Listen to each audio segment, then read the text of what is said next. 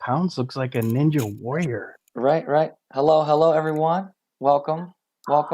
There's just a few of us here right now. We're going to go ahead and get started and get the conversation going about do we need a new national party? With everything that's gone on, it's pretty clear that things aren't working. So we need to have this discussion. So I'm here with George Hayduke, uh, with William Pounds, and I'm here with Gary Frazier. Do you guys want to Ranger say hello? in the house. Gary, put Gary on from New Jersey. Hey guys, what's going on? Hey, Gary. How's it You guys going, hear man? me? Yeah. How's it going, man? Good. Trying to, shake some things loose. I saw your interest when you saw all the drama that's gone down. It seemed like you saw an opening to make some of these changes that you were talking about. So actually that's what kind of prompted me to kind of push this conversation forward. Yeah, man. I think, you know, like I said, man, many of us in 2016, man, we came into the Green Party. We came into the Green Party with, aspirations of really building a party that was going to be for the future. But when we got here, we started to see, it wasn't something that was like openly seen at first. But we just saw in 2017 the collusion, the corruption. We saw that. That's why we marched on them in 2017, like we did, because of the collusion that was going on. And it wasn't like we just did it. Somebody came to us and told us about it. Then we had a meeting about it. There was some tension going back and forth between our caucus, the Black Caucus, and you know, when we grew up out of it, we had just decided collectively to stand with the rest of the caucuses, and then we marched. We marched on the party, and going back to New Jersey, and just as you noticed when I came in here, it said Green Party New Jersey because the Green Party New Jersey doesn't have control of their main email. Till this day, I still do. I still have all the dirty emails that they were involved in. A lot of the bigotry, a lot of a lot of stuff that they were doing up here in New Jersey, and to come to find out about it, it just kind of hurt me more so than anything. You know what I mean? And it's kind of then to reach out to national, and then hear folks from national that finally today want to admit it after actions are taken, and then I'm discredited as a person in the Green Party, and I didn't particularly like that. And so I expressed my discourse for it over a number of times and asked for changes to come in the party because there's no way we can bring diversity. And if we're the ones who live in the urban communities and we're going into these urban communities and we're asking our people to look at the two-party system, and namely the Democrats, who we are well aware who have been the biggest oppressor of black and brown people. And so to come into the Green Party and feel like this is a pathway for us, and then see that we're experiencing the same thing that we were experiencing before we left the Democratic Party, it's just astonishing, man. And change has to come. These cliquish folks inside of this party, the delegates who are aligned with certain individuals in the party, and that doesn't call for fair and impartial elections in the Green Party. And that's when I became green, man, I thought it was the best thing that could have happened to me, man. It was like, my understanding of politics, understanding what the progressive ideology really meant, what it meant for people over planet. I mean, our people and our planet over politics. Just understanding the concept, man. Being able to reiterate that back into an urban community like a place like in Camden, New Jersey, the importance where they burn trash in our neighborhoods, where we don't recycle in our neighborhoods. These things are important, and for us to be able to protect this earth. And if we're not teaching these things in urban communities, if they're not being exposed to these other parties, such as the Green Party, then this is why we have such stagnation in the country like we do. And I just pray that the Green Party, those that aren't like many of those who are in the Green Party, would finally just stand up and say, enough is enough. If we're going to survive as a party, we've got to make the changes, man. No, you hit the nail on the head, man. Um, what do you think, George?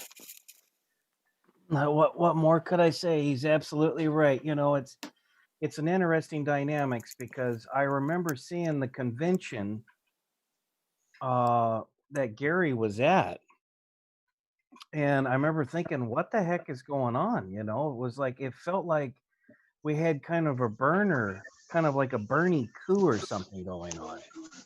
And it turns out that those people that were being treated like they were outsiders and in a problem were actually are now the ones that were speaking truth.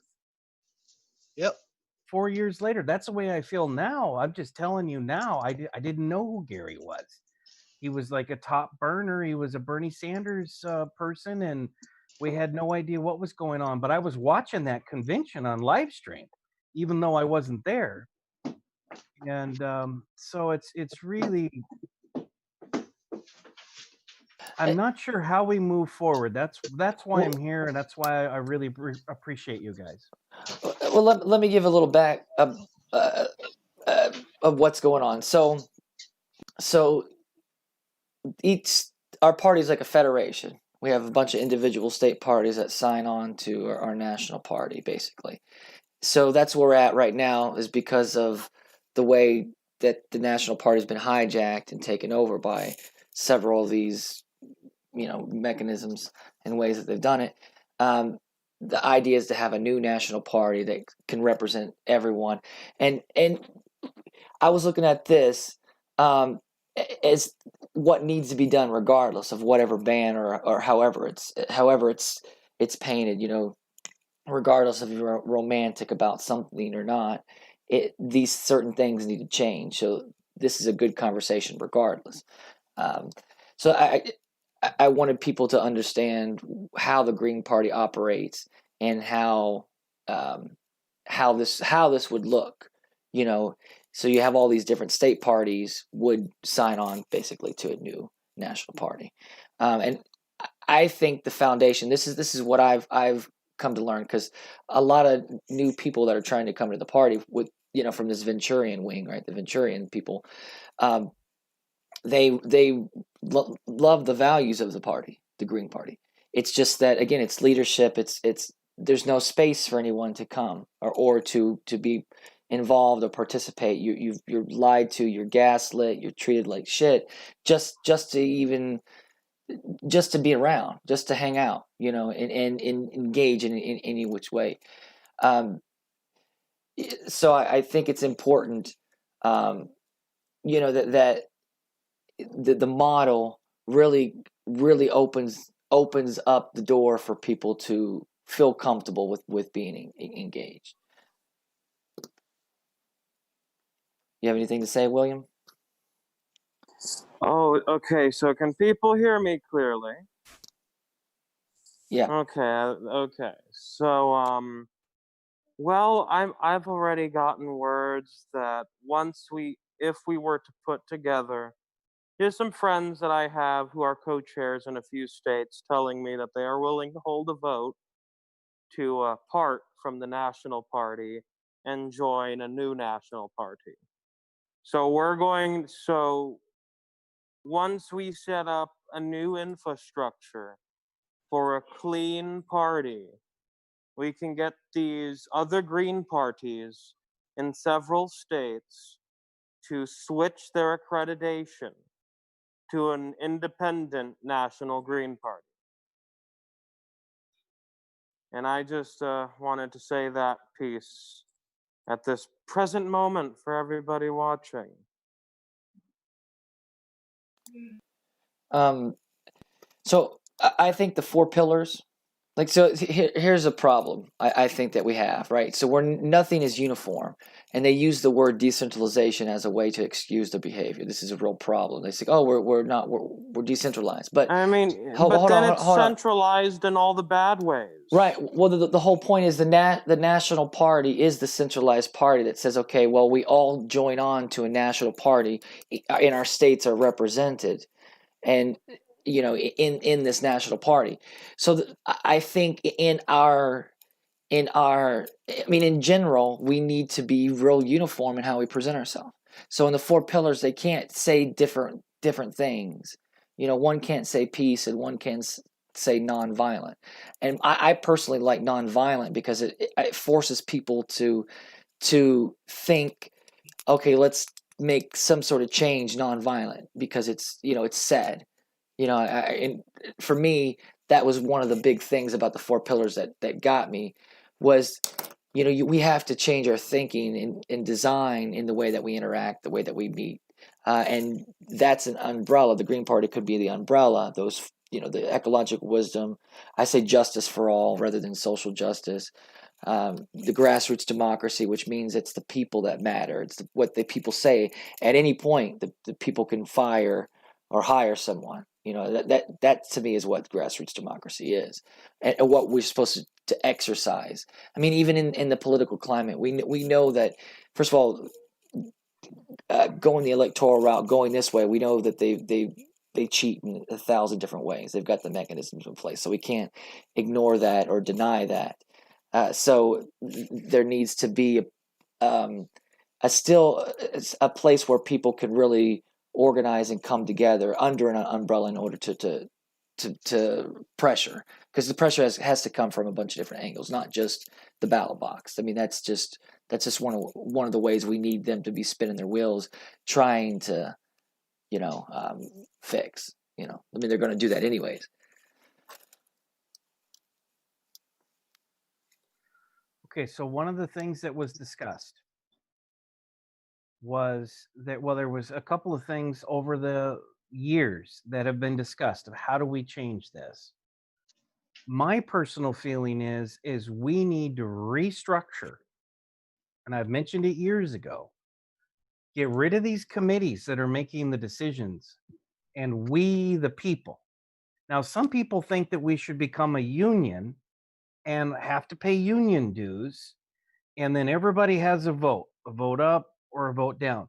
Now, the reason that one has been chugging along and it looks like it's actually dead is because a lot of people thought it was unfair to require folks that don't have the financial means to have to pay every month or a yearly membership. And so then we talked about, well, how about like volunteers? You could volunteer instead of the cash. Well, then people came up, people like Dr. Flowers. Dr. Margaret Flowers was one of the voices in objection. Indentured labor. It looks like you are somehow making demands and exploiting people. So from what I understand, the best of my knowledge, and now the presidential campaign starts coming on, nobody cares about changing anything. What I proposed is let's set up something that looks like a Congress, a green Congress of some kind, where we don't have committees controlling things. The floor votes control things.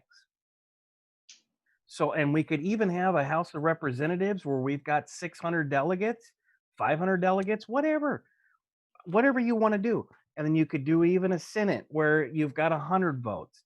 Something needs to change. The other direction we could do is something that's parliamentary. So we could have everyone has a voice, and you choose which of these different voices or different factions that you want to align with. How do we do the votes? How do we split up the parliamentary voices? That would have to be determined.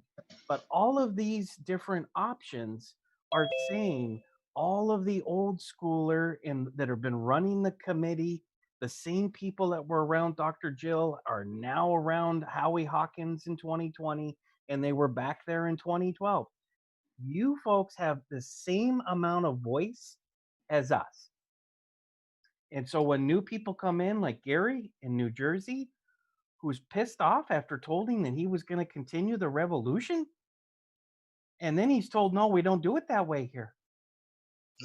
That ain't going to happen because Gary's got a voice. Anybody new coming in gets a voice. And so what does that look like? What do you think that looks like? I'm not sure. Well, I could, Chad and I could get a building set up to where it could, dedicated to handling an HQ for a new national party, which would which would handle all the delegate stuff and whatever. I can get a building in Arizona. I'm sure Chad can get a building for Tennessee.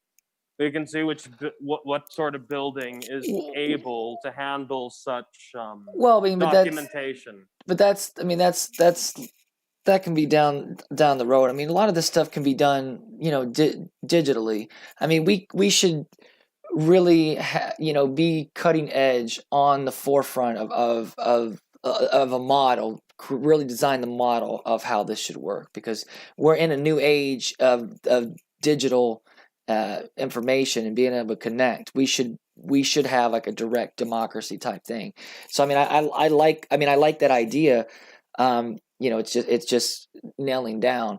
It's something else I was going to make comment too is it's like the caucuses. Like they have these different groups and caucuses that give out delegates and get to vote. So it's like people get to vote twice. So you get to vote, once regular, I guess, for your state party, and then if you're a part of a caucus, you get to vote a second time.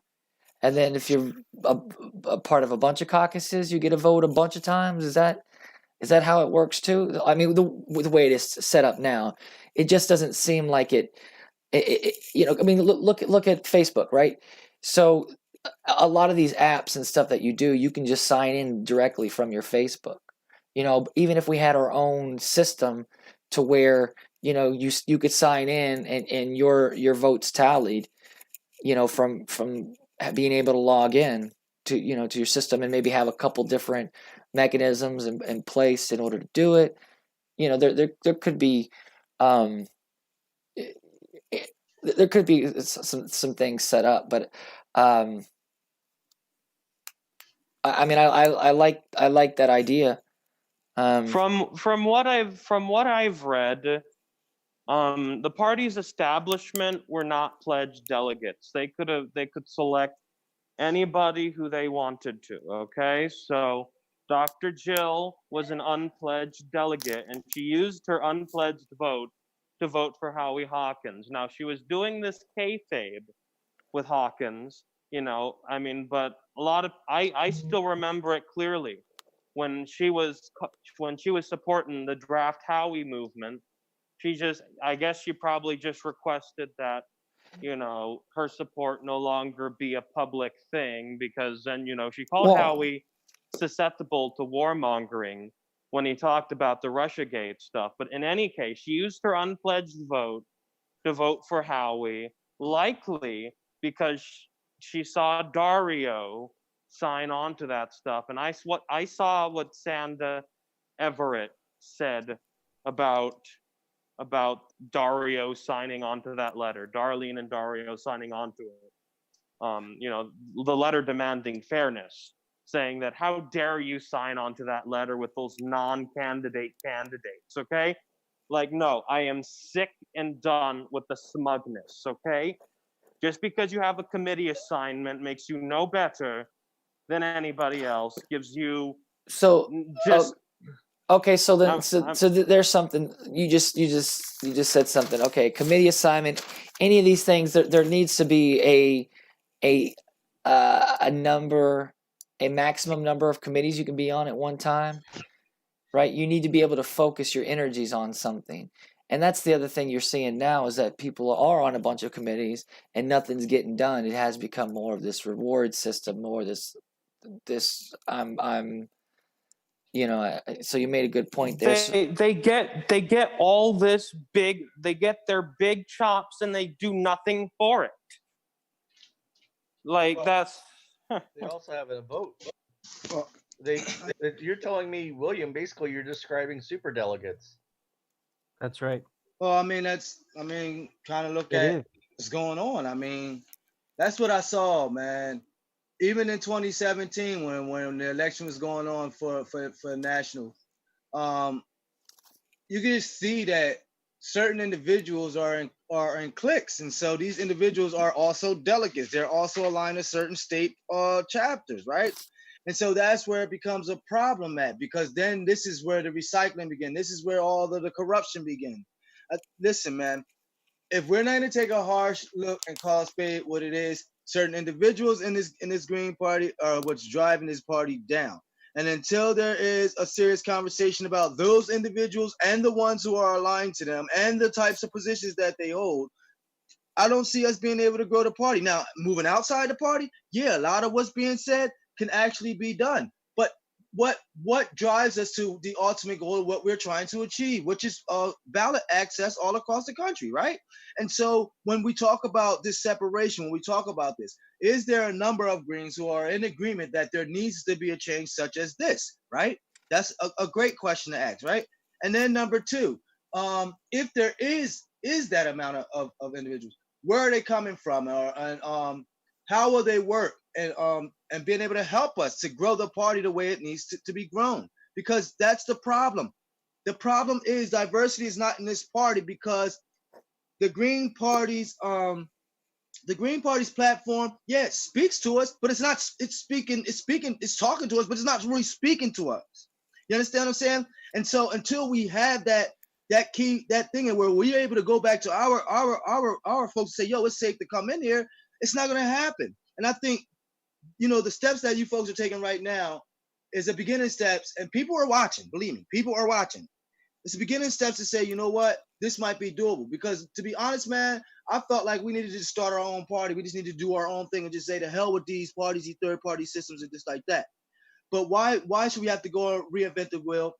We do have an independent party that's never really been established. If we're gonna slap green behind it, then we have to put the right things in place so that we can be able to use it, so that so that everybody could come in, man. Right. And that's the thing. I think folks are stretched too far in this party. Folks are on a number of committees, which doesn't allow them to really work in what they're really good at doing. You know what I'm saying? It's kind of like working, stay in your lane. But people are forced to do and go above and beyond sometimes in this party because of their level of commitment, number one. And then because of the size of our party and the obligations that are asked for in the party to actually run the party the way it needs to be run. But if you don't have key individuals up top, it's like saying you got suburban people up at the top trying to tell people down in urban communities how they can fit in, when it shouldn't be like that. It's not built from the top up; it's built from the bottom up. So it's us that's trying to drive. Gary, you're describing a lack of organizing culture, like a culture of organizing and building an organization. So political parties got to build an organization of people, and we don't have organizing culture. We have kind of a lobbyist culture. I like to say, hey, if it was only about having the best ideas, we would have won a long time ago. You got to build the people power, and that you can see that's not prioritized in the right way. And the people who get leadership kind of are really good knife fighters. They haven't won. Okay, so we have to prioritize winning at the local level and building a deep bench, broad, that represents the breadth of our issues, with leadership that can move up these levels. But there's kind of I don't know. These are a lot of the people are nerds. They're introverts, but they're not good at organizing. They're not, Howie Hawkins. I used to be his campaign manager in 2011.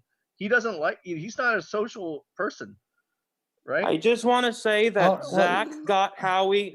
I want to tell the audience. No, he's not going to brag about it.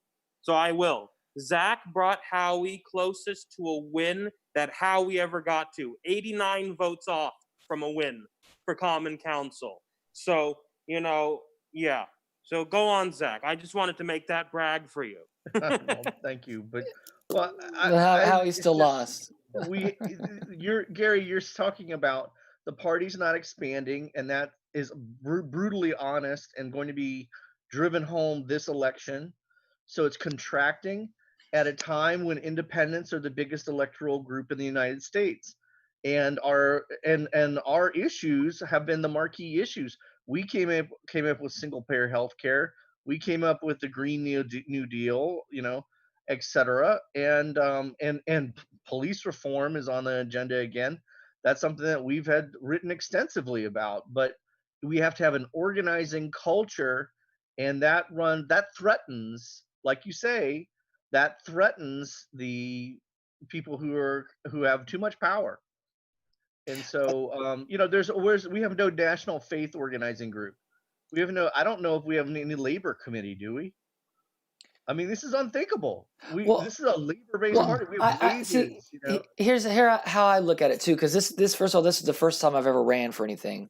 So me coming in was like, okay, I've got all these ideas. I want to bring my expertise to the party, my vision and whatnot, and you take what you know and you mix it with people and their knowledge of the system of everything. So I thought I was going to get a crash course on certain things and say this is the way certain works, and then I put my head to that task, whatnot, because I think in art direction and branding and creating a real culture, like you talked about that organizing. I look at it more of the morale, more of what kind of vibe it is when people come here to the party, how you engage people, what is it like, and that to me that's the hardest thing to deal with, is because when you get here and if you don't agree with them, or you're not in the Hawkins camp or whatnot, you're not agreeing. I mean, that's the biggest thing that someone says is you're not agreeing. Oh, how long have you been in the party? How long have you done this? Like, motherfucker, I'm coming to the party. That's the whole point. I know I haven't. I'm trying to help now, but don't just say phone bank. Like, there's other ways to do things, obviously, that aren't your same standard things. Like you have to think outside of the box. We have to look at it, and for my own self, I looked at it from the internet. I mean, we could really do so much, and we haven't been utilizing it at all. I mean, and that's on purpose, because if they use it too much, then people catch on to what they've been doing, which they've been using the national party to qualify and to grow and promote their nonprofits and their own chosen candidates. That's why some of this is padding their pockets. Oh, no, absolutely. I mean, it's a hustle. This is a hustle, and that's why they say grow. They just want you to run local. But when you get to the national thing, that's the part that they're very uncomfortable with, because the national is the face of the party.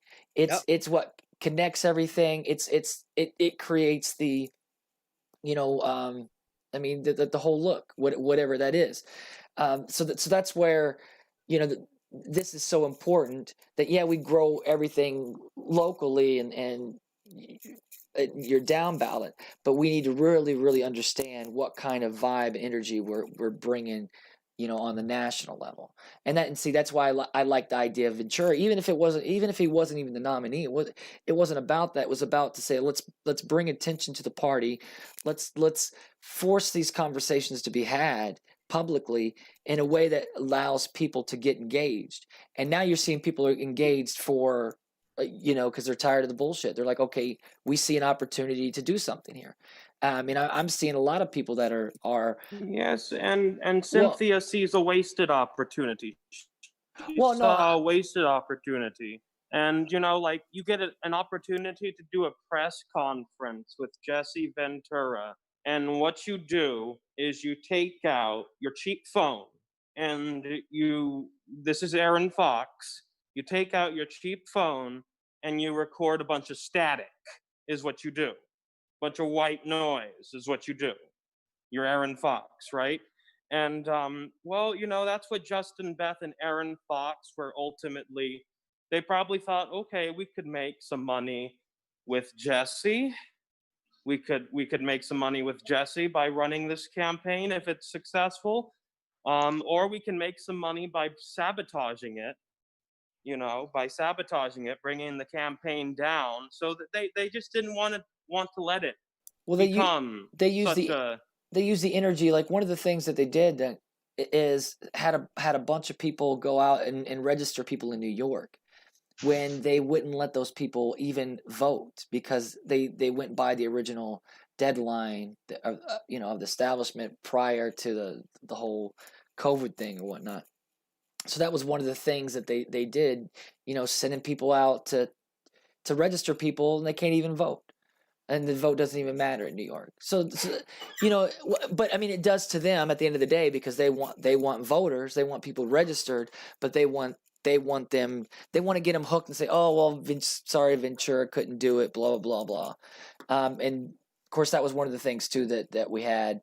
I have audio of Justin Beth saying that the first time when he talked to Ventura was back in 2019.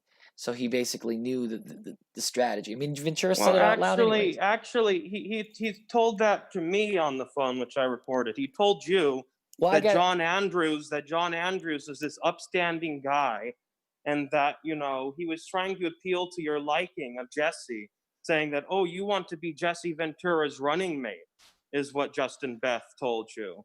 You know, the liaison to the PCSC, you know, on some shady ass. Well, see, and you know that's the thing too, is like there are like there's a lot of these different committee things that you don't even know what they're doing. First of all, like if you look at the PCSC, right, the Presidential Campaign Support Committee, that's supposed to handle everything with the candidates and connecting to the states. Well, that affiliation rule that they ignored, it was only signed on by 8 people, which is not even the 2/3 vote I think that they need of the PCSC, which is like 30 people. So I mean, it's just, you have eight people basically making the decision of the entire direction of the party by allowing someone to, you know, use another party or use our party resources to grow the Socialist Party.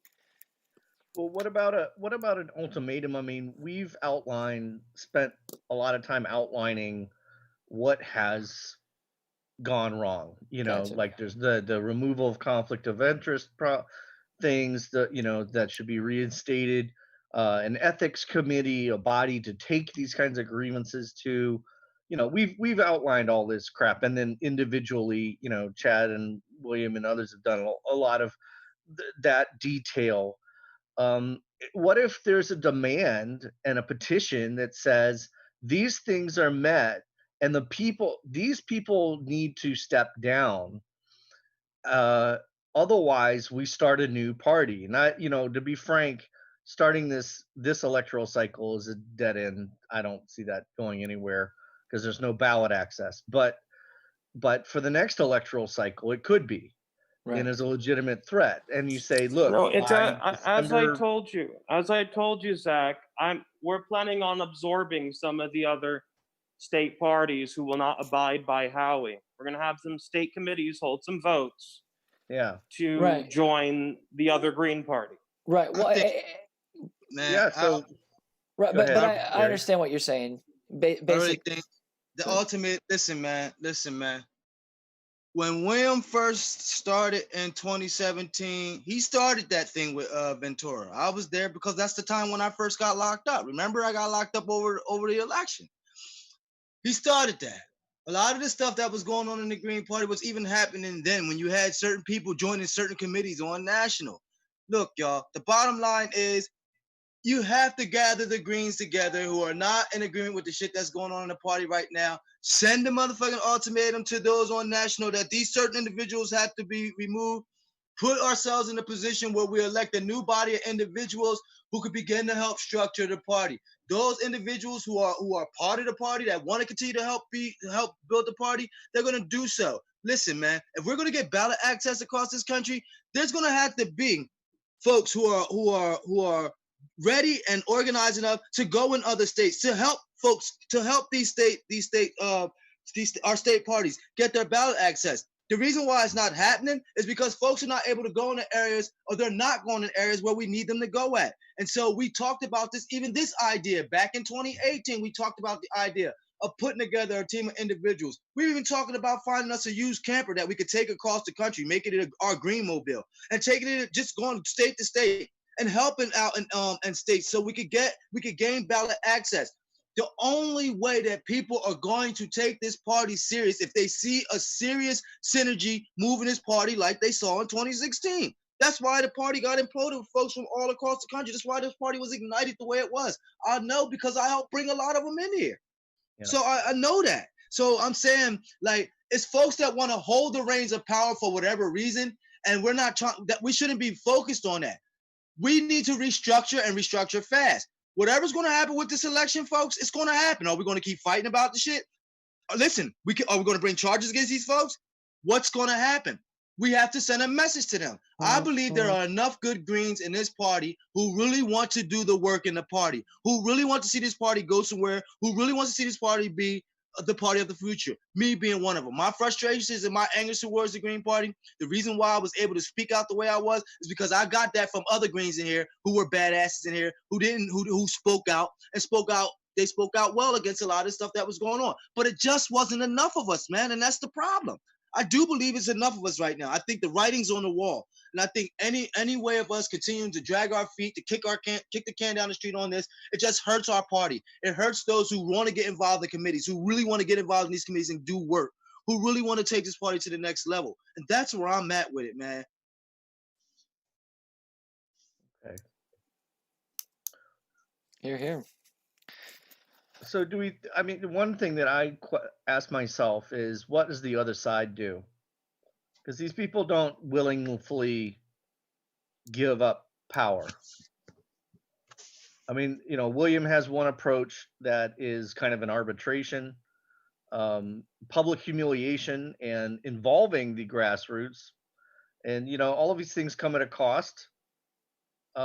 What's going to make them? I mean, look, I'd like someone to answer, Jill Stein to answer publicly why there is an active Jill Stein 2019 campaign with a campaign manager and a media person and a website manager drawing a paycheck and fundraising. What the hell is that? I would like that explained on the record. What is that?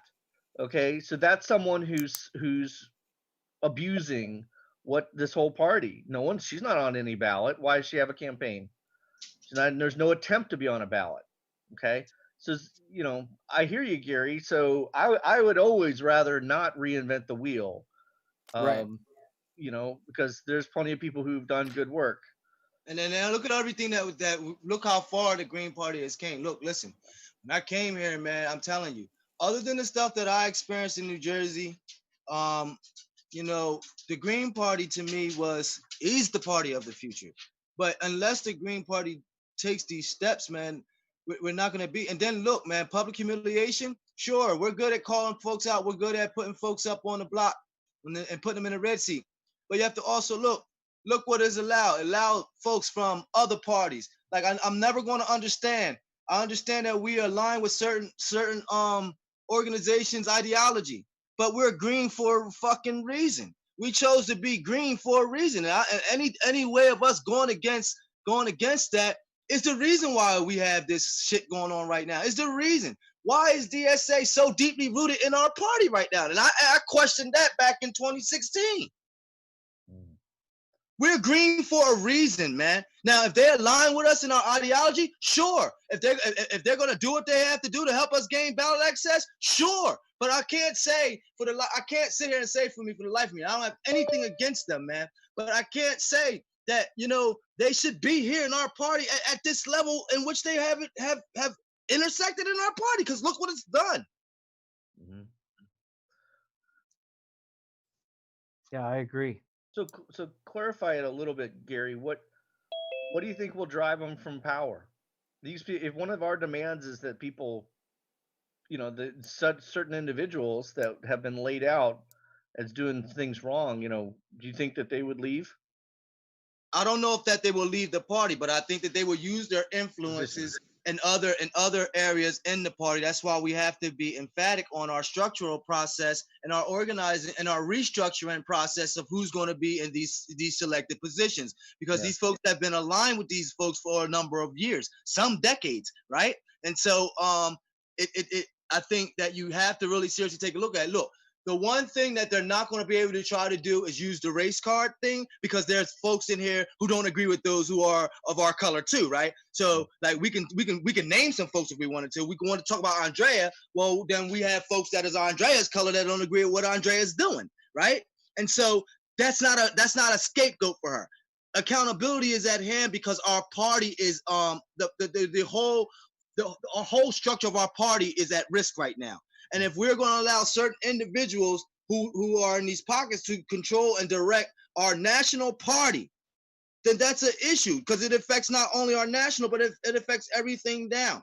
Like, could you imagine if the lady on national would have spoke up on my behalf, not 4 years later, I'd still be in the Green Party. I'd still be active in the Green Party. Why? Because the things that happened to me would not have happened. But she chose not to. And that's why the things happened to me the way that they did. It hurt me just as much as it hurted me to see me bring a female into the party and she received hate email. And then when you ask those who are part of your chapter, do they know anything about anybody, being involved in any type of hate activities or anything like that? They tell you no. Then you go back because somebody else that was your color was in a leadership position and they direct you to the email. And you go back after you see their whole entire email, you go back and you find this email. And then this person is sitting here and this person has really been just driving the party. And the way that they set up the bylaws also is an issue because it just takes the power away, man. If we're supposed to be decentralized, man, then these things have to be revisited, man. And I'm telling you, man, if you pull punches with this, they're just gonna kick it down the street just like they did in 2017, or had everybody believing that we were staging a coup in the party when we was actually coming up against the same shit you guys are talking about right now. Yeah. Well, So after the election event happens, and I think it's going to be an unmitigated disaster. oh yeah. With what 5,000 Oh, Greens yeah. vote in the primary, Yeah. this is going to be a wipeout. And I say that frustratingly as someone who actively walked the streets. In hey, Howie's district that we ran was part college, part hood. All right, I'm a former community organizer in a low income neighborhood, and where you could think of every kind of issue. And my point is, I think that I don't see that in Howie's organization now. I don't see organizers, and I think that they're going to get their butt kicked. I don't think they have a door game at all, and they're going to lose. It's going to be a wipeout. And afterwards, in November 4th, I think this conversation, there's going to be some raw nerves looking at these people who have sunk scuttled the ship. And I think that might be the place to pop it and say we need a convention and we need to rework all this. But to have all this stuff ready, Well, here's the thing too. Like a lot of these people dig their heels in, and it was very revealing to see how they did this convention, how they moved through it. The delegates didn't get a vote. All these different things. I mean, you couldn't even vote no, for the vice president pick. So there was a lot of things that people were sharing. So I look at it like this. So public pressure is it, because remember, again, national is the hustle. So if we expose the hustle, that's what's going on. And that's why they're having such a hard time now, is because they've been exposed. They've been pushed into a corner, the spotlight's on them, and they had to make a decision. And they made a decision at the national convention, or the nominating convention, to push Hawkins through, just like the DNC would push Biden through or push Clinton through. I mean, they revealed themselves, so they're hurting right now. And like you said, come November, it's going to wipe some things out. So we're at a point where it all it takes is like a small wave of people, and we've already out energized what's going on, because their base is an older base. That's why, if you look at it, that's why Jill Stein, that's why they're running Lisa Savage. I mean, put her up right next to Jill Stein. They look exactly alike. They're a doppelganger. That's the whole point, is that they don't really want to change anything. They want to keep the flow of things and the status quo. I mean, man. That's the hustle. That's the hustle. So I mean, and it's so bad. I mean, it's hard to even listen to either one. And you gotta ask yourself, why would they do that? Why would they do that? I mean, they've been promoting her since last year, and then of course she just now got the endorsement of the Green Party last month. So they've been using that. It's David Schwab. David Schwab's getting paid on Howie Hawkins thing, Jill Stein for president 2019, and for Lisa Savage. David Dunan's on the media. He's getting paid for Lisa Savage. I mean, it's the hustle, right? And they don't have to run it through the party now. They're running independent, but it's their candidate that they want. That's who's getting promoted on our media channels. So this is really hurting them, because now people are starting to wake up, because they screwed themselves by picking Hawkins. So I just want to add that in there. Is like, it's not going to take much at this point. It's to show where the energy's at. The energy is where people are tired of the BS. You know, they're tired of the shit, and because they don't want to go to the Democratic. That's what they're running into it there. They're running into it here. They're running into it. They just, people want a home. People want to have a place to have the discussion. So, my biggest thing is we censor so much that it's hard to. Well, we censor so much, and then on the left, there's a real problem with the cognitive dissonance. It's a little bit worse, I think, on the left in a way, in the two-party ideology kind of thing. I don't know if anybody has any. How can we set up? I know George, you're trying to jump in. Let me just ask this, and we can figure it out later. But how can, let's suppose in 2021, we organize a convention to redo this organization from top to bottom? That we've had enough losers go down. Some of them are good candidates, but no good organization, or not good enough. Okay. And also the grassroots base. And like I said, no faith-based organizing, no labor-based organizing. Completely unacceptable, right? You're talking about major chunks of the electorate we're not even going after. We don't approach people in terms of their way of life, all right, and the affinity and values and morals that they organize themselves upon. Okay, so wow, we've organized with the socialists, but that's great. Who the hell they were there all to, where are they gonna go? All right, but my point is, how can we organize a convention, maybe regional conventions, so people can come to them, so they don't have to travel long distances, but get these state organizations to do regional meetings and remake this organization. We're going to have to do it face to face. We could do it virtually. We could do all that. But in 2021, let's, how do we get the money and organize for that and build it up? And I'd propose we do that, because, I think the temperature's they're going to have to lose big in November. This media is going to have to keep moving forward. Williams driving the lawsuit, all of these things kinds of can build up to that, but then we need to be able to reconstruct it. So we need kind of a model of how to reconstruct these things with the grassroots, so that it's not a conversation of the same old heavies in these committees talking to each other and talking to us. In other words, we need a vehicle to get the grassroots in here, get them educated. I wasn't educated. I know the candidate personally, and I wasn't educated until Chad sat me down and showed me 10 minutes of video. Okay.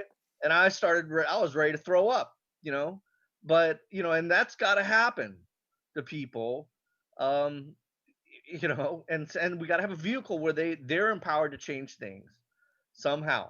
And maybe it's regional, maybe you do video, but I think it's 2021 is the date. This isn't going to happen overnight, and you got to give people a chance to organize and get behind it.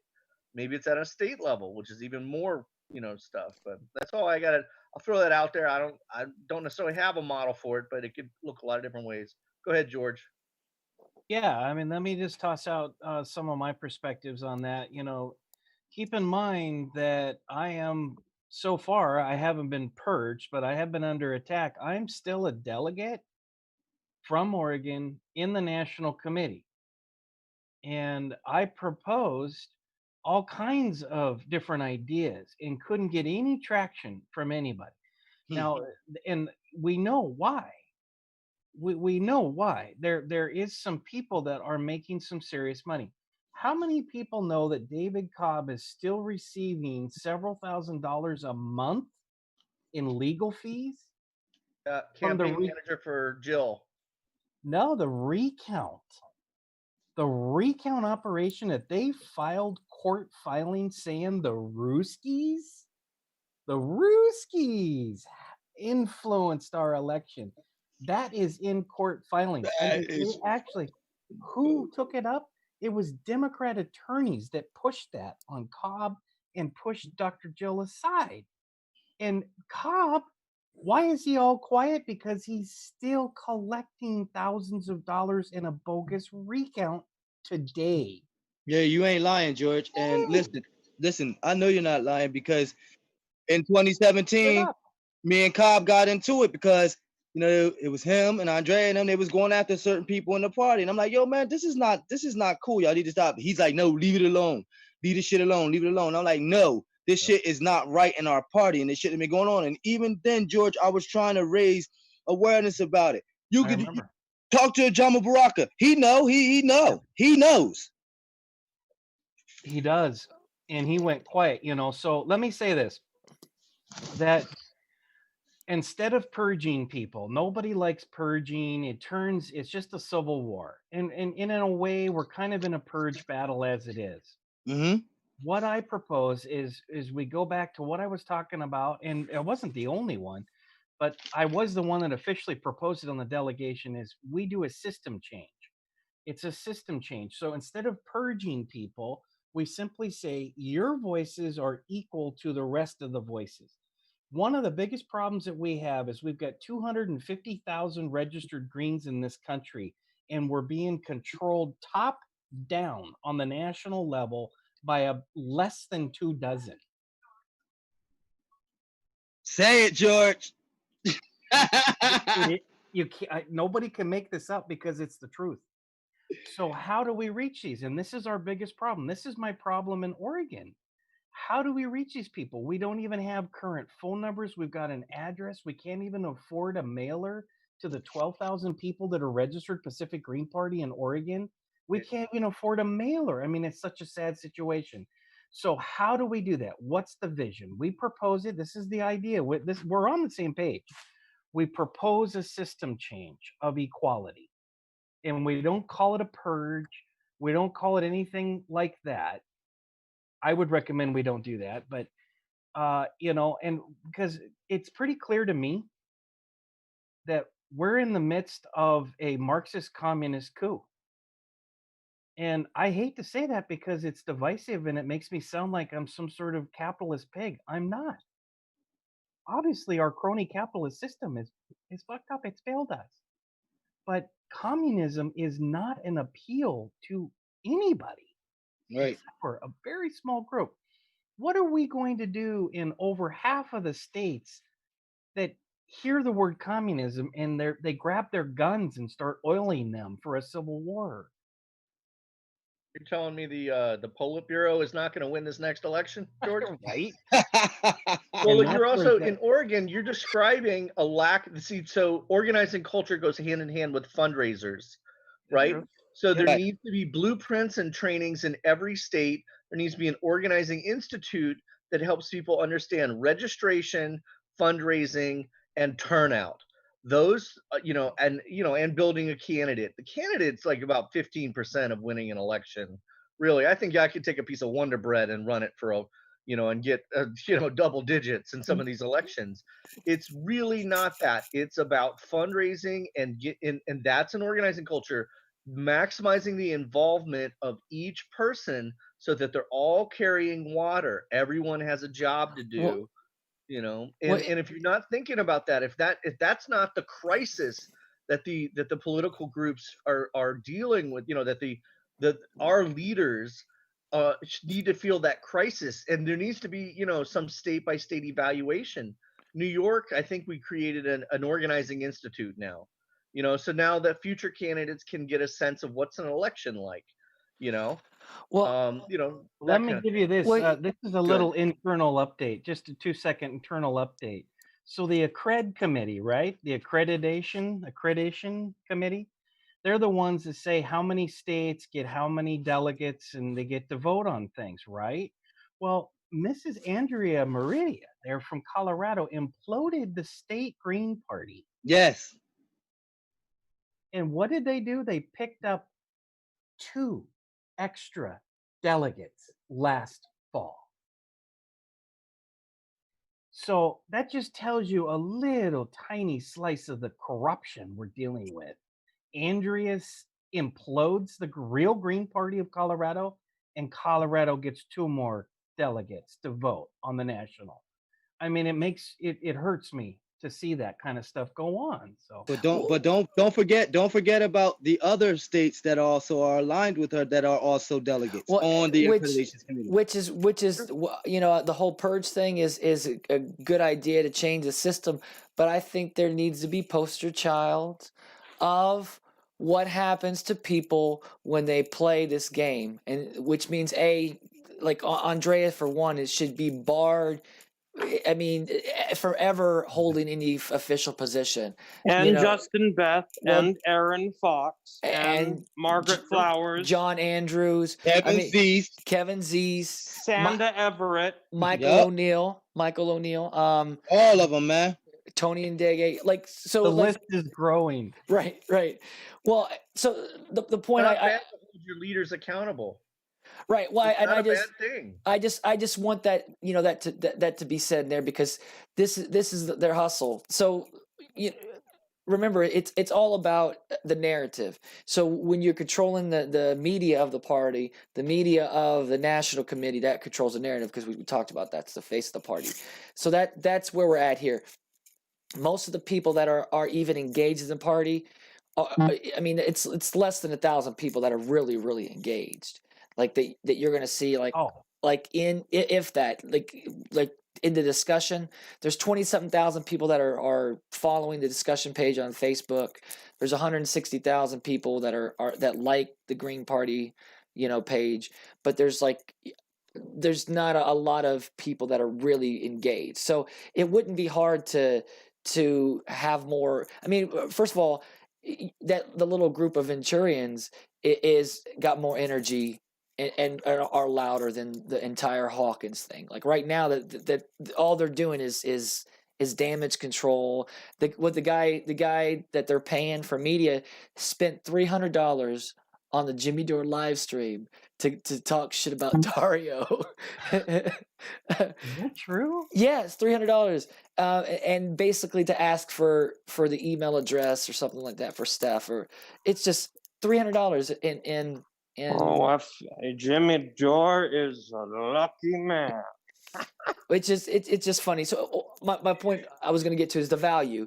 One of the things that we need to offer people is value. Like you say, get people engaged. How to understand all the pieces of the puzzle from local up to state to federal, and make it easy for people to be engaged. And I think what you say is the system is we need to design the system that we have right now, and our government is fucked up, right? It's not working. It's not really representing everyone. So we need to take where we're at right now and somehow model and adjust it to what it should be, and implement that as our own system. So we're not just creating a system for us, we're creating a system that the states, that the government should change, because with technology and having access to each other, we should have a different way of getting things done. I mean, especially to fire somebody, right? If somebody's that shit of doing a job, there should be a real mechanism in place to say, okay, you're done. You know what I mean? Let's put somebody in, like a emergency vote or however. And so I good. I think Robert Shields wants to jump in there. Go ahead, man.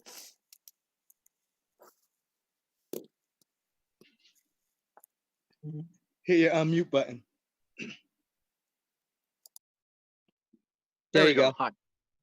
How's it going, everybody? Hello.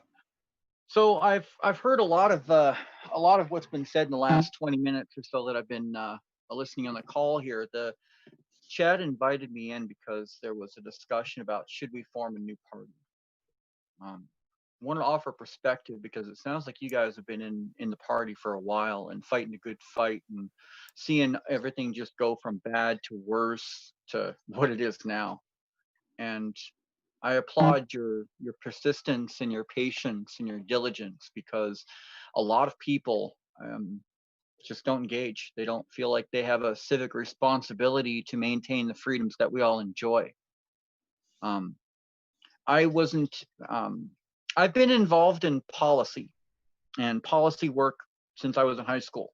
That's very different than politics, because politics, it seems, is all about personality, relationships, and popularity. And because of that, I avoided politics for a long time, especially partisan politics. And even when I ran for mayor here in Fairbanks North Star Borough of Alaska, it was just on my own. I didn't want to be affiliated with folks. And then I got Brendan reached out to me in 2018 and encouraged me to sign up and join the Green Party. And I don't know if you guys know Brendan Fraser. I think it's Brendan Fraser. Yeah. Anyway. Brendan Phillips. Brendan Fraser's the actor. Yeah, sorry. No. Well, I was thinking, is he talking about Hobbs Phillips? Oh, good. Yeah, no, that is who he's talking about. That is who he's talking about. He's the what? He's talking about Howie's ballot access coordinator. No. He's the party's ballot access coordinator as well. Yeah. And Dari. Go ahead. Let me try to finish, please, because this is confusing. Because I was approached by Brendan as the party's ballot access coordinator, and he has been, he got me involved in the party, but didn't want to do anything with it. I found out when I got involved in the Green Party of Alaska that in 2016 the party had been decimated by the Democrats, and we still are shamed being spoilers and stuff like that. And so it's been a really hard time getting anything going up here, and getting any kind of input or feedback or anything from any of the national groups. It didn't take long, unfortunately, once I became a delegate and started getting on the mailing list, to see the pettiness of politics, and was reminded very quickly why I never wanted to be involved. But here I am. So when I joined the Green Party in 2016, the Green Party of Alaska was actually the first recognized state party, and we moved forward with helping get the national party going. And then our industrious leader, Jim Sykes, he's now a Republican. I've seen so much pettiness in the Green Party, and it really just reminds me why people don't want to get involved. And so one of the things that I did.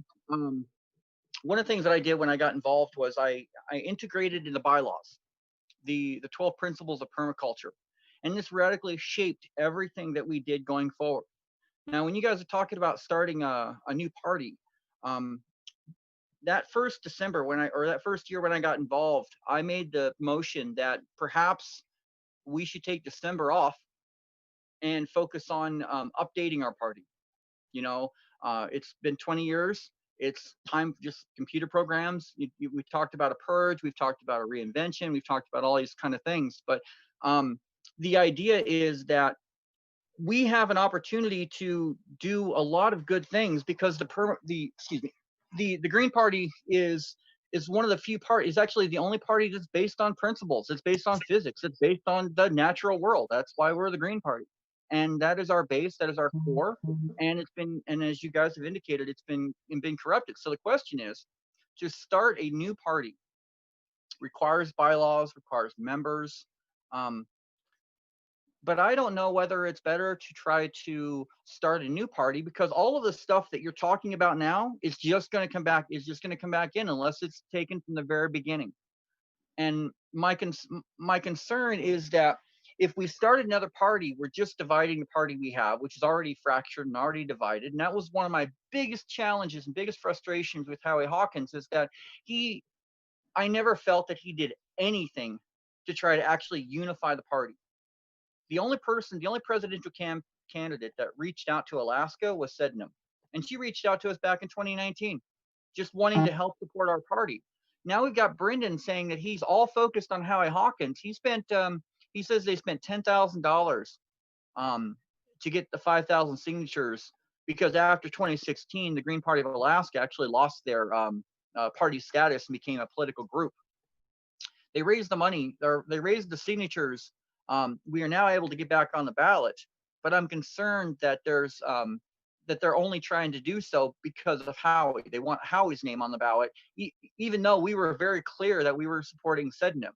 Now, honestly, I'm not sure if she's still even running, but the point is that it's very challenging because it seems like there's some undercurrents going on, and that now my role with the Green Party is being challenged because I support Sydenham and not Howie, and that there's a lot of backbiting and undertones, and it's just really, really sad. Welcome So to the Green Party.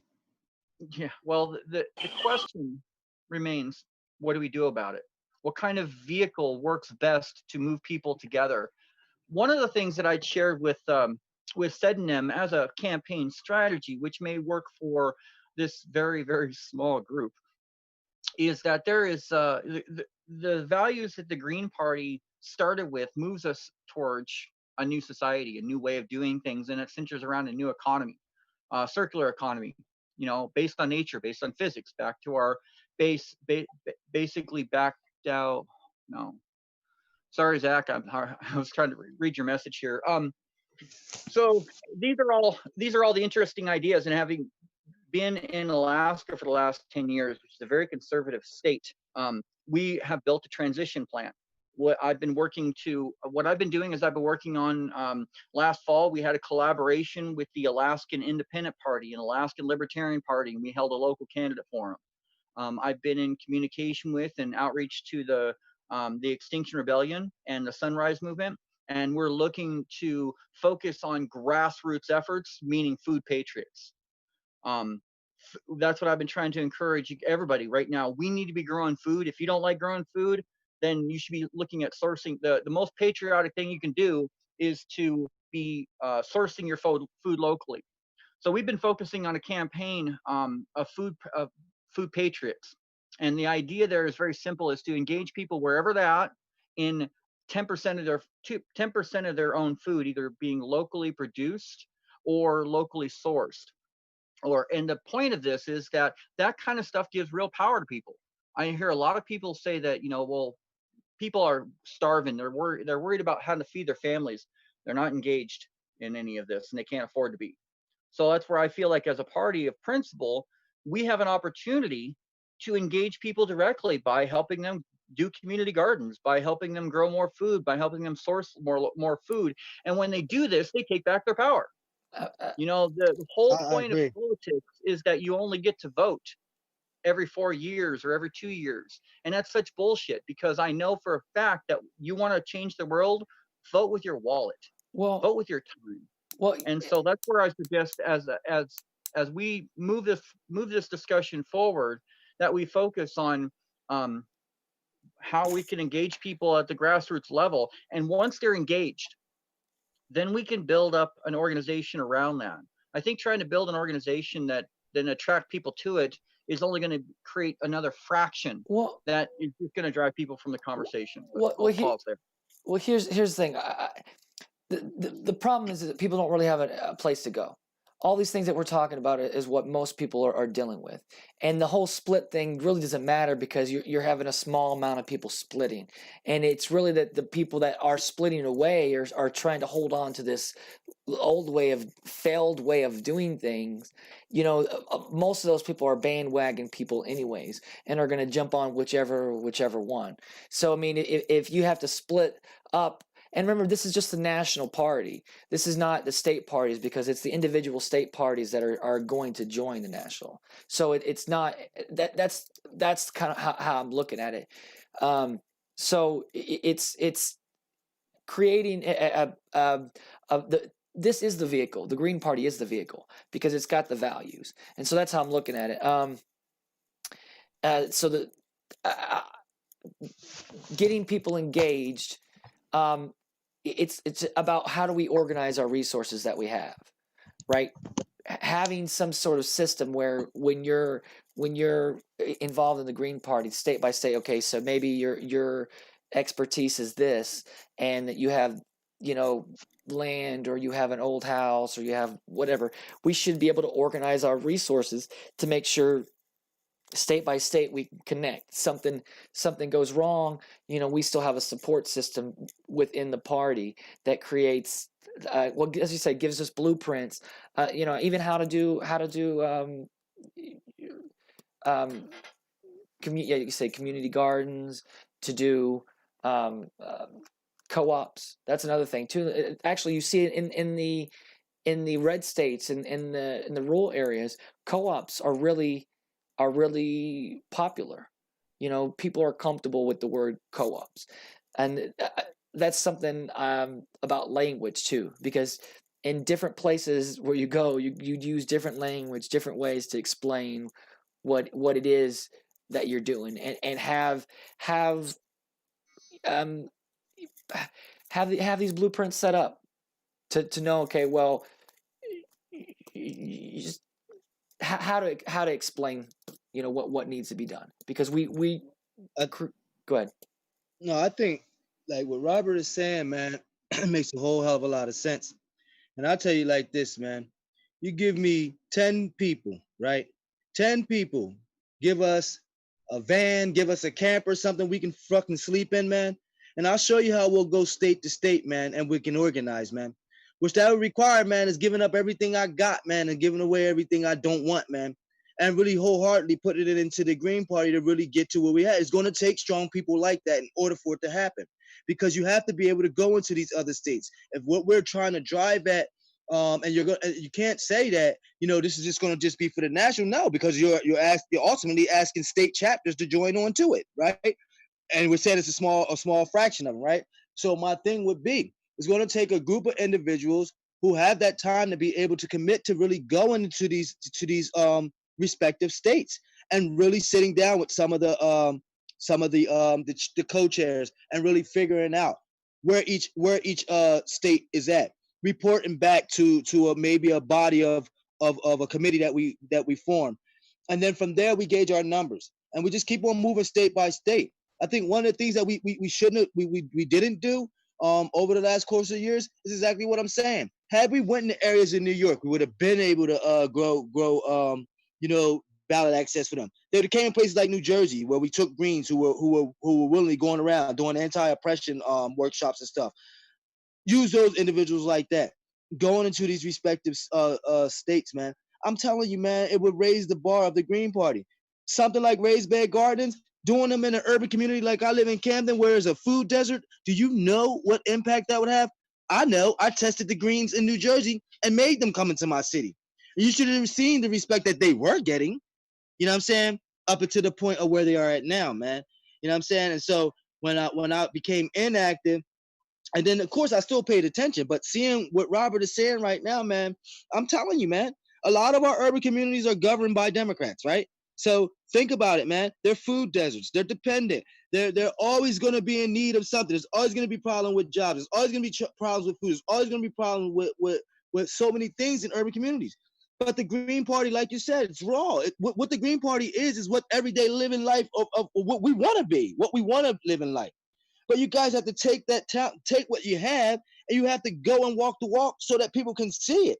The only reason why I saw it is because I was out there. But if I was not out there, I would have not known about the Green Party. I would have learned about the Green Party, and I certainly wouldn't still be here as inactive as I am, trying to find a way to not reinvent the wheel, so to speak, but to bring accountability to the party that we do have, and remove the individuals that we need to remove, and then take control of the party from there, man. And from there, everybody else has no choice but to follow behind or move along. Either way, it's going to be a restructuring process. Either way, it's going to be a rebuilding process. We could start a new party. We could start an independent party tomorrow. The same people who have the same type of mentality is still going to come following behind us. But it has to be important for us to have people in places that teach. When you come into the party, you should be getting taught the 4 pillars of the party. You should be taught. You should be getting taught these things. Then there should be an identification of who you are and what strengths you bring to the party. And from there, you should be dispatched into a certain committee where you can work at and work underneath of that committee and do real work. You understand what I'm saying? And that's the problem that we don't have. We don't have that in place in the party. And that's what's missing, folks. I'm telling you. Because I'm black. I'm telling you, if you guys utilize this stuff in our urban communities, you would see an increase in this party. I'm telling you. So, hey, Gary, where are you? I'm in New Jersey. Okay, well, I want to thank you for your work and your dedication and your willingness to sacrifice. If we had more people in the party that were like that, we'd be a lot better off too. And there's people out there that are be very passionate about good policy, very passionate about getting good leadership and a good direction in this country. They just don't want to get dragged down, and they don't want to get bogged down into petty politics. Now, the one thing that I also noticed, and this goes right to what you're saying, Gary, about bringing stuff into the urban environments and addressing the needs of the people, is that it's been my observation, and this is a bit of a stereotype, but it has been my observation that for a large portion, the Democratic Party, they have the nonprofits and the NGOs as a social support, whereas the Republicans, they have the churches and the faith-based groups as a support group. Now, the difference between that and what we have is that because they have that ongoing civic engaged support group, they're able to they're able to continue with their recruitments, to build their party every day of every year. But like the Green Party, the Independence Party, these small parties, they only became engaged during election times. And there's so many more ways to engage people.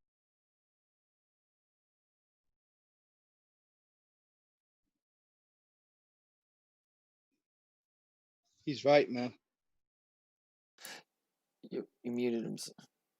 Yeah, he's right though, Chad, man. Yeah. He's right. He's really right, man. And I think, that was one of the things. Well, that was one of the things that I did like about the Green Party in New Jersey before I found out all the shit I found out about them, is that, behind the mask, of the shit that was going on internally, one thing I can say about some of the Greens in New Jersey, they were willing to go into the urban communities. They were willing to teach about raised bed gardening. They were willing to go in and teach about the importance of our water. They were willing to go in. See, but see, there's a difference between coming in for a certain amount of days versus dedicating some real actual time, as if there was a base there for them to continuously work throughout days or weeks. Okay, so that's another issue I want to address. I apologize. I got a phone call, screwed everything up. Is that by engaging people in civic actions, you're meeting them where they're at. We've been promoting, and I've talked to Chad a lot about this, is focusing on what I call a Robin Hood strategy.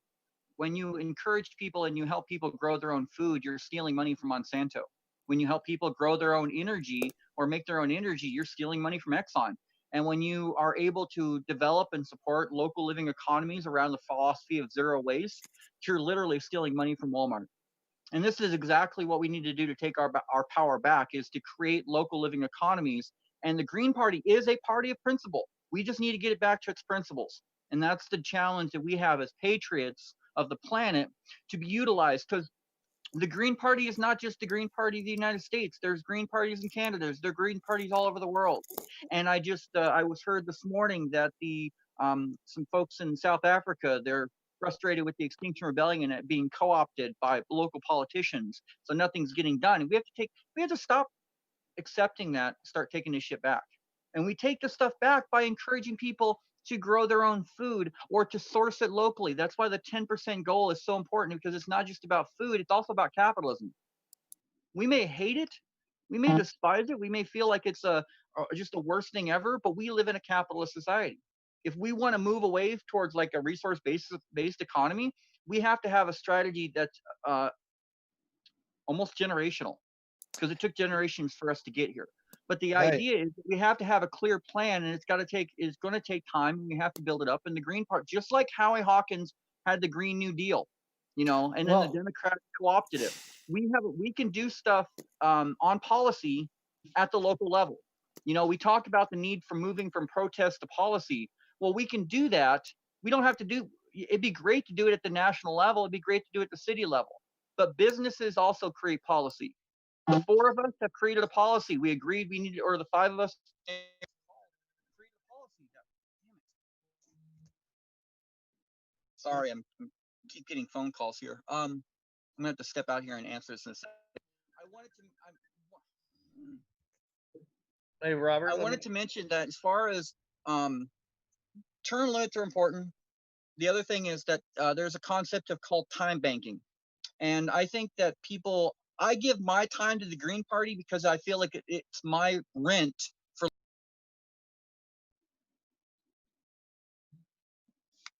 living on. So I'm gonna excuse me. I'm not gonna be able to continue this for forever. Let me just take care of this, and I'll be right back. Sorry. Well, this is a good introductory policy, by the way. I mean, an introductory issue. Most community gardens is a city issue, right? And most cities have vacant lots that they can flip for $1, or people can buy them for $1 and work. And they're also good organizing tools, right? So this space and people gathering together are very good organizing tools. This is a great introductory issue for someone who wants to help build the party and build and organize. And it does, it food actually.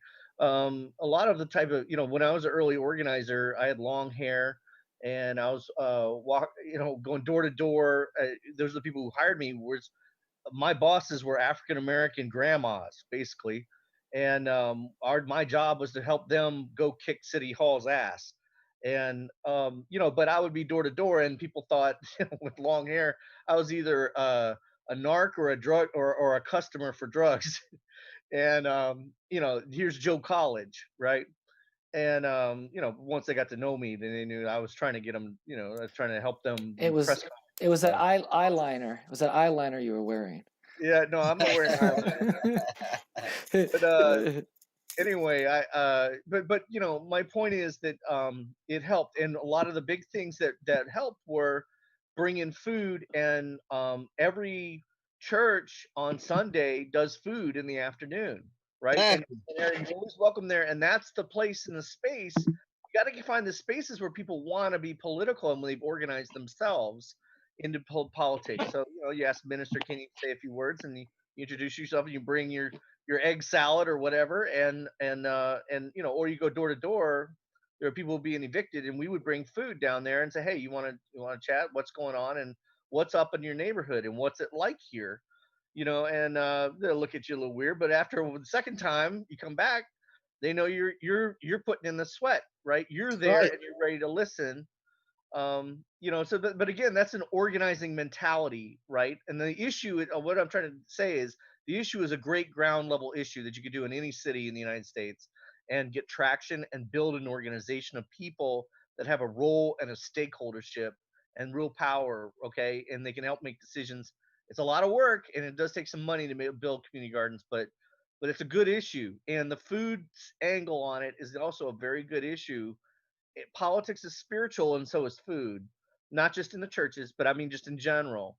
And if you think of it that way, that you're approaching people about what is it that makes them want to aspire, what is it aspirationally that we're talking to people about, and that I don't get any of that vibe from any of our leadership, frankly. I don't think they know how to do that. And so that's a real travesty. All right, is that there isn't a real spiritual component, and I don't mean formal. I mean someone who talks to someone as another human being, right? And so anyway, that's my 2 cents. We got an hour and a half here. Is there any next steps, or where's this going? Yeah, actually, I'd like to propose some solid next steps here. So, thank you guys. This is really important work. So there's a program called Eco Districts. Now it's about organizing. It's ecodistricts.org. They offer professional accreditation. It can get very structured, but it doesn't have to. But it focuses on all of the elements of community that build up people. And that's what we need to do. You talk about going out. You want to build up the Green Party, get some people together, go fix somebody's fence. Go help put a community garden together. In Jersey, I would introduce the idea of vertical gardening, bottle gardens. They do it in the windows. There's a lot of things you can do with very little space. I've actually had a lot of success in actually helping people in Uganda and other parts of Africa who are actually growing, just using plastic bags. They're growing food in them on their porches. There's all kinds of ways that we can do this, and it can be very low cost. You don't necessarily have to have new seeds for a co-op or a community garden. You can take cuttings from existing plants, but not everybody likes growing food. Not everybody likes getting their hands dirty. But the people that don't, they like Gary was saying, they can be, once we identify what their passions are and where their skill sets are, we can not funnel them into places, but help them identify ways that they can make contributions that are significant to them. And getting people out there on the ground to have these conversations, to start talking about food security, energy security. These kind of things are ways to build the baseline of the party. Like Zach was saying, show people that we're willing to do the hard work. And last thing I'd like to mention, Gary, is that I appreciate the passion for willingness to dump everything into an RV and go cross country on trying to get the Green Party revitalized. But I think what we have here is the opportunity to focus on building up our state parties and use that as a foundation for building a better national party.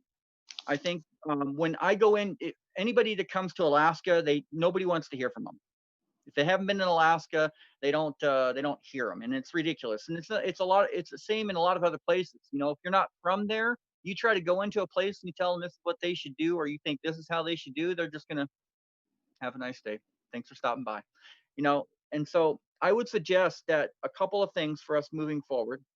One, it would be a really good idea to be having at least monthly calls, possibly bi-monthly calls. There are a lot of training that we can do for grassroots organizing, and I think that we should take the initiative to start training ourselves. I also would encourage us to start focusing on developing a time banking program.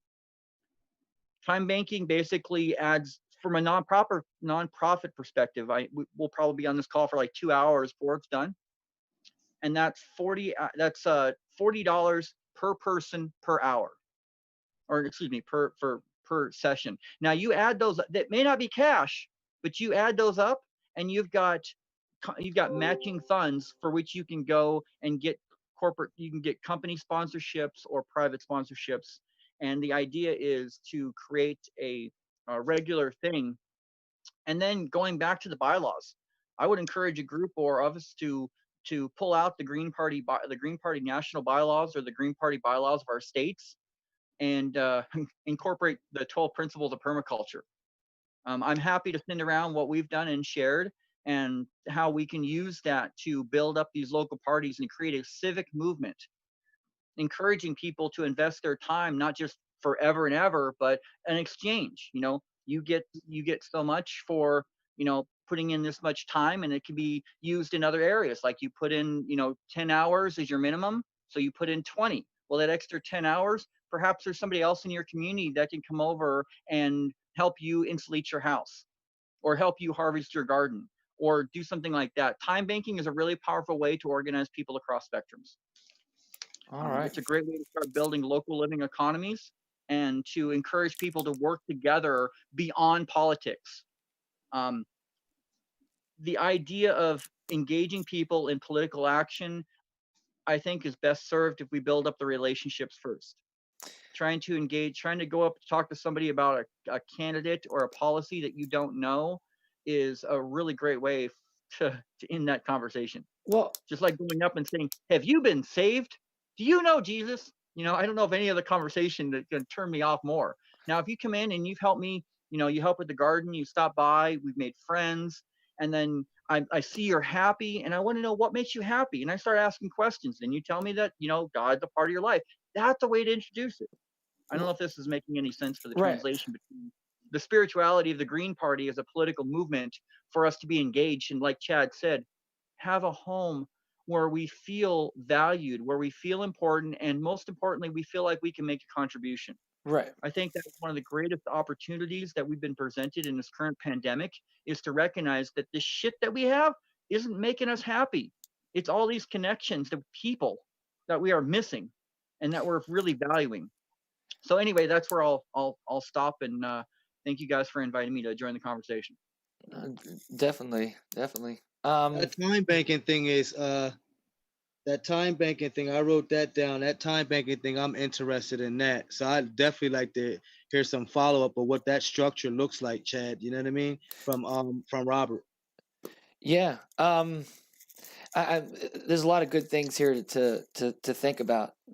I look at it from the culture wise, engaging people. It's one thing is is you don't have to go out and knock on doors. Now, I mean, everybody's got a phone. I mean, this right here, this is so everything. If we're setting something up that allows people to benefit, to have value. So that, and that's where I think, you know, as a political party, as something that, like you say, offer these blueprints for people to get engaged, how to set up these time banking things and eco districts. I think that's something that, as a party, we should offer an education on how states are ran, how your local governments ran, and make it easier for people to say, okay, well, I don't know how this works. You know, the Green Party always offers this information. I can always go talk to someone.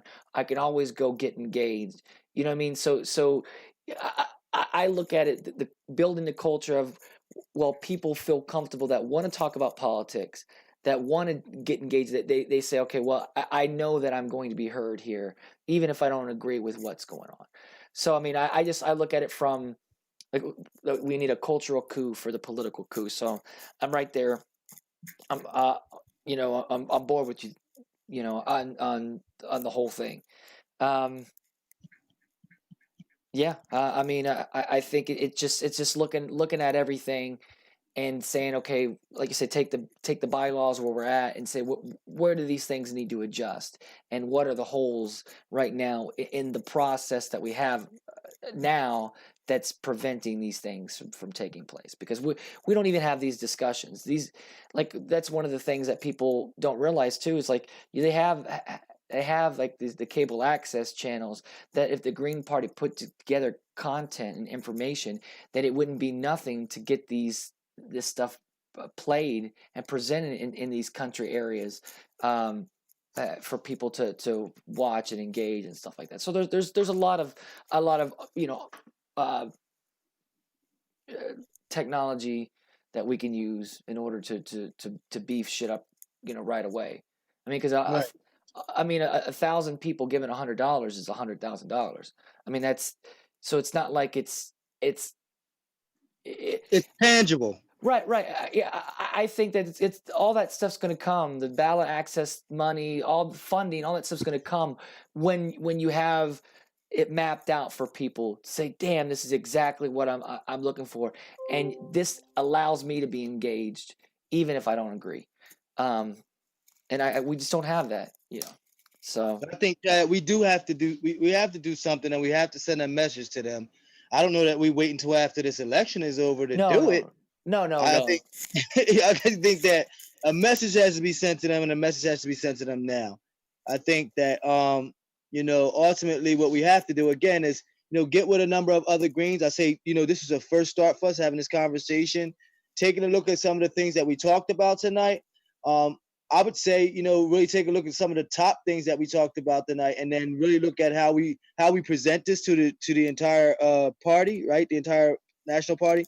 But in terms of accountability of what has happened and transpired in here, I think we haven't even begun to scratch the surface on how we go about holding such accountability to certain individuals. Because, you know, isn't it some individuals' terms are going to be up soon anyway, right? I mean, some terms are up. I don't know. I think they just passed something else where the steering committee can now appoint emergency delegates to the national committee without going through the national party. I don't know how they voted. I knew that they were having the vote a couple weeks ago. So there's just so many mechanisms in place that they've consolidated their power. But again, at the end of the day, it doesn't matter if the grassroots people say Right. Say no more. They don't know more. And right. Well, then how about this? Can we draw up some sort of petition or something, right? I'm sure it can be done electronically. Mm-hmm. And let's get a consensus of where our Greens are. You know, you will probably have folks, and we're going to check. We should be able to check their registrations to make sure that it's our Greens who are actually offering input on this. I think that'll give us a base of where we are at in terms of our strength, in terms of our numbers, and I think we go from there and how we render accountability to this party. Those individuals that are going to come with us are going to come anyway. Right. I'm sure we're not the only ones who feel this way.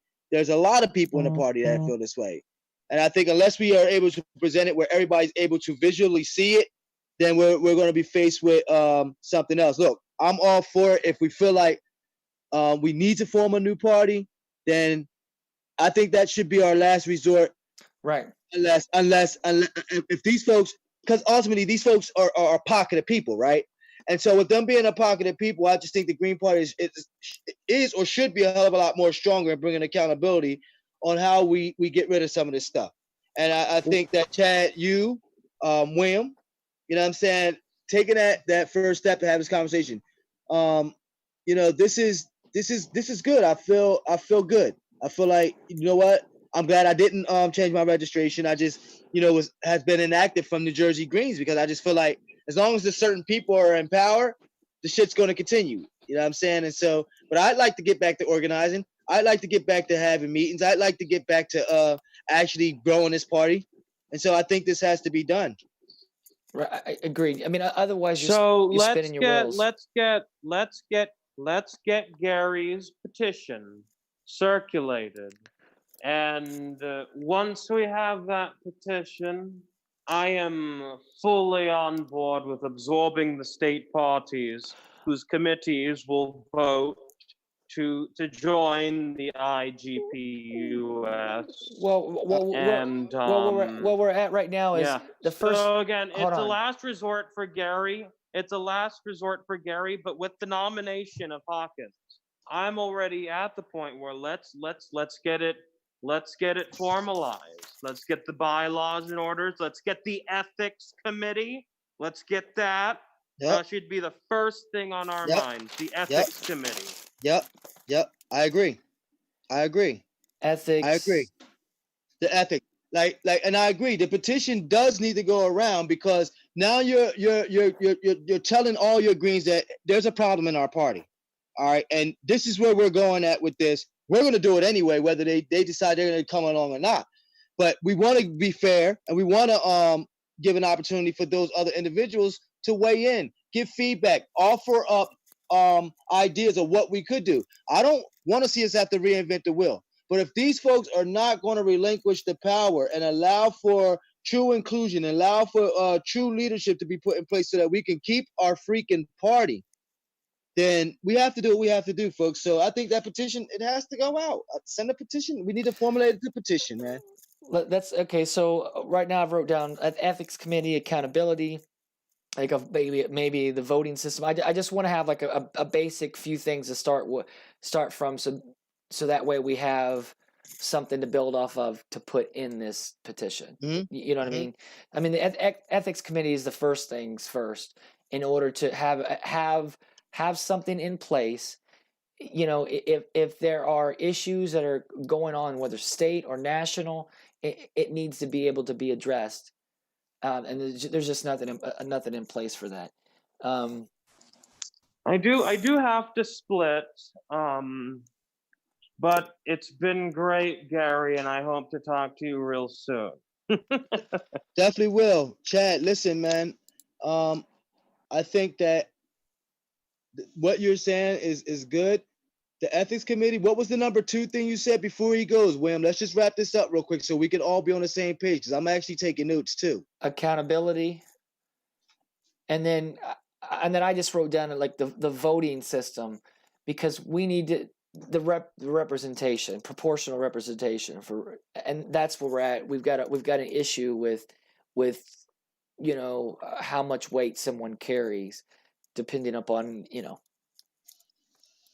all the little, whether it be committee members or, you know, if you're in a bunch of committees, you got more power. Right.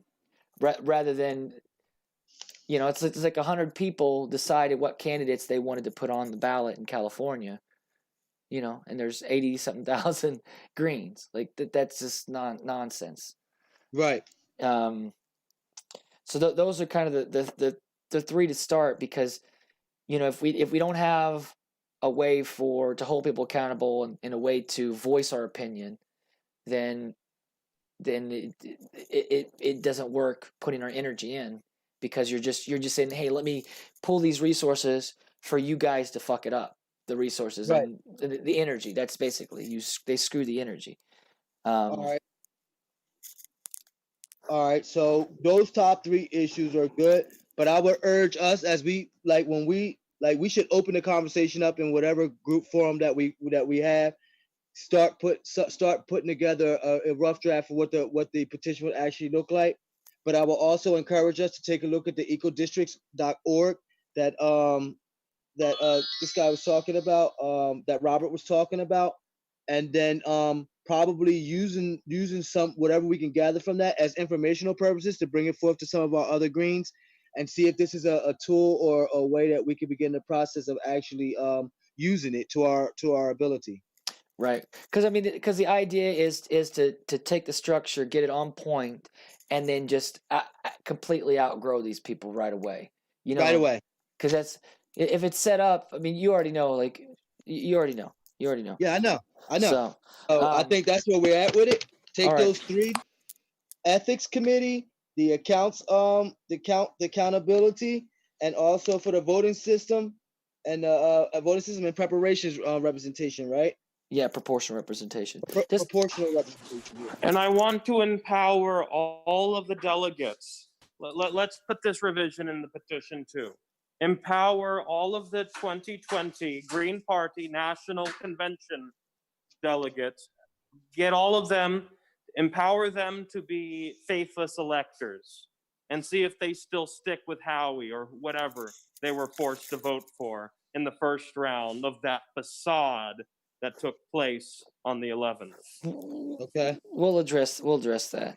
I think that has to come in aligned and along with the petition and why we're even actually doing it to begin with. Well, I mean, all that stuff falls under the ethics, and the accountability, and the voting system. All of that. Right. I mean, actually, because if we get this in place, it allows us to fix what they've done.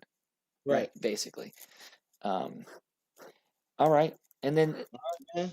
All right. Well, this will be good to start, and then we'll do some discussion on this ethics. We'll do a discussion on all 3 of them in the independent Green Party and the Green Party Nation too. So that way people can kind of engage and whatnot, and we'll do each individual one, and then we'll just go from there, and then work on this and then the next week. So we'll set up another meeting. Right. So I think we put it on there in our other group in the GPUS, our new one, right? And then from there we start, like you said. And yeah, man, let's do it, man. I'm down. I took a lot of notes, man. Awesome. Me too. I'm gonna probably offer up some feedback in our new group at some point in time. But let's carry the conversation at least over there while we're having it, because I'm sure folks will probably want to talk to us off this forum right here. After they had a chance to view the live video. Awesome. All right. Want to say anything? Anybody? William? You guys want to say anything? Oh, I'm glad that we had this meeting, and I hope to get with everybody soon to discuss some more stuff. Chat, and so that's all I have to say. Awesome. Thank you all. Man. Thank you all for joining in, and we'll be having more discussions soon. Just stand by. We'll have it soon.